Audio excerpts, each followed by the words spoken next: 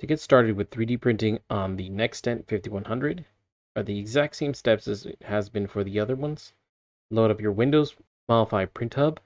You're going to find your patient, open the review files, come to the files themselves, select the file you want, hit 3D print, and right here where you see the NextDent, we're going to click right where it says NextDent, and this will automatically load up your sprint.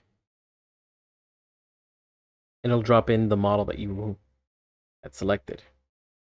In this case, there's nothing to do to the model itself to get it to work. As you can see, it has the green check mark.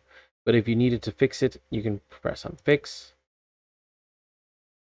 It would check if there's any kind of problems, intersections, issues, and you can hit Fix. But it is perfectly printable as it is.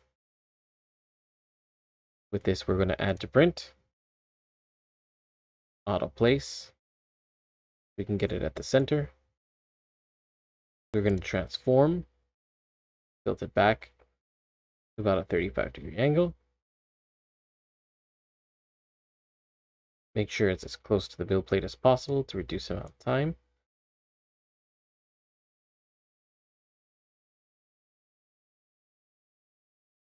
And we're going to do smart supports. Orthodontic or prosthodontic will work. Now your file is ready to go. All we have to do is add to the queue for your printer. Print a file so you can save it on your USB and put it in your printer to print.